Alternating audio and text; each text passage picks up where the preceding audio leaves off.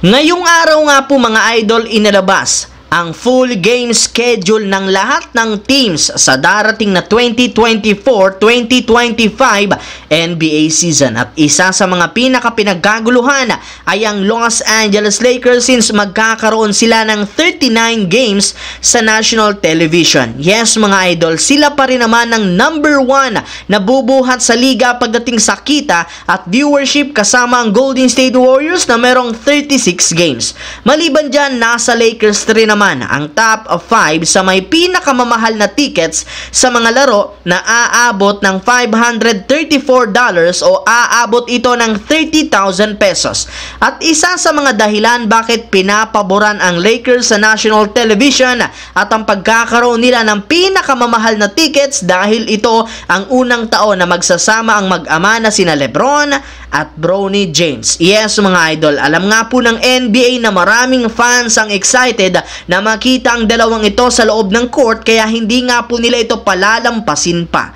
Samantala, kagaya ng Lakers, ibinulgar na rin naman nila ang full game schedule ng Golden State Warriors na isa rin naman sa bubuhat sa NBA sa pagkakaroon nila ng 36 games. Ang problema, hindi rin naman nga po nila alam kung nakakasiguradong magiging competitive ang kanilang team. Sa kanilang bagong kampanya, marami para naman nga po mga analysts ang duda sa kakayahan ng bagong lineup since hindi para naman nga ito subok at gagawa pa rin naman si Coach Steve Kerr ng ilang mga eksperimento sa rotation. Isa pa, ayon sa isang analyst, as of now, kulang pa rin ang Warriors ng isang sentro. Kung titignan nga natin ng mabuti ang kasalukuyang lineup, inaasahan gagamit pa rin si Coach Kerr ng small ball sa kakulangan nila ng isang big man na tutulong kina Draymond Green at Kevon Looney bilang kanilang main center. Sa kabilang banda naman, kung meron nga pong isang team ang nagkaroon talaga ng napakalaking pagbabago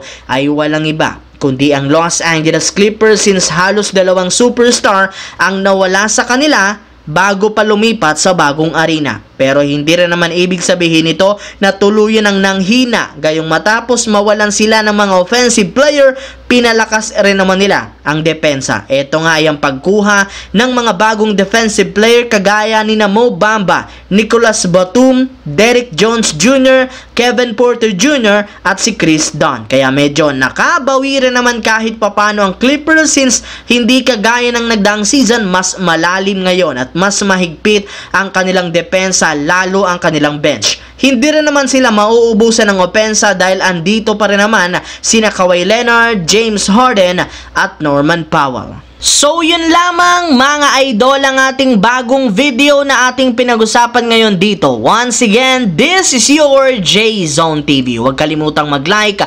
mag-subscribe, pindutin ang notification bell sa akin channel para lagi kayo maging updated sa mga videos na pinapalabas ko. Isang malaking shoutout sa lahat mga idol. Maraming salamat po.